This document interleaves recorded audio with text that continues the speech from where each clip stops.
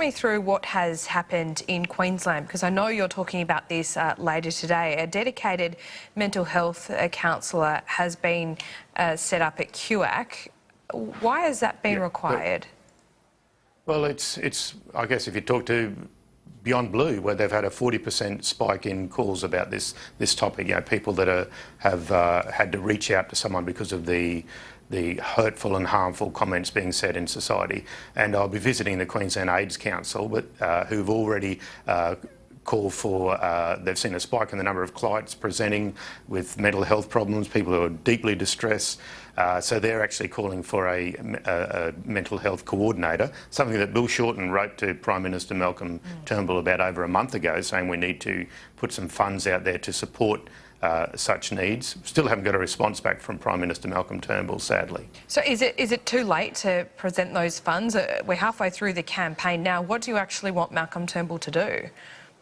Well, I think the legacy of this postal survey, there'll be hurt in the community, particularly the LGBTI community, for years to come, for a generation to come, because there's been such a harmful, hateful stream of criticism of people's identity, I guess, their sexuality. It means that there'll be harm in these communities for years to come. So it won't just be a case of if we have a postal survey, we get the results from the Australian Bureau of Statistics, and then sign off it. Remember, we still have to then go to the Parliament and do what we're paid to do, which is actually vote on legislation to bring in marriage equality.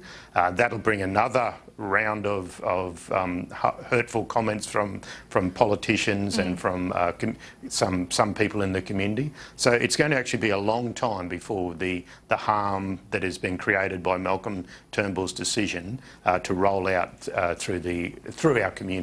Okay, but it's a little bit rich to say that this has been created by Malcolm Turnbull, because yes, I agree that a plebiscite perhaps concentrates the issue. It has a renewed focus on this, and that's created by the plebiscite campaign. But if these views are coming out now, don't you think they were probably always there in the community? Well, look, the Prime Minister has a fundamental duty to keep all Australians safe.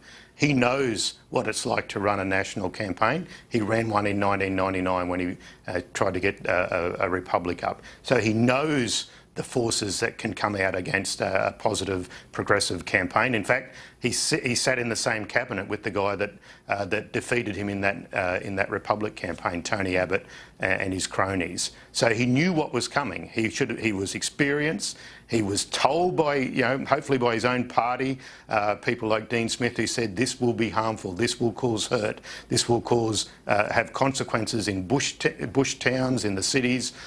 So the Prime Minister knew about this, yet still he went ahead with this rather than doing his job as the Constitution provides for, which is to put legislation to the Australian Parliament and let the Australian politicians who represent their people, who represent their states, make a decision on that legislation, which is what Parliament is for. Graham Perrett, thank you so much for your time today. Cheers, Laura.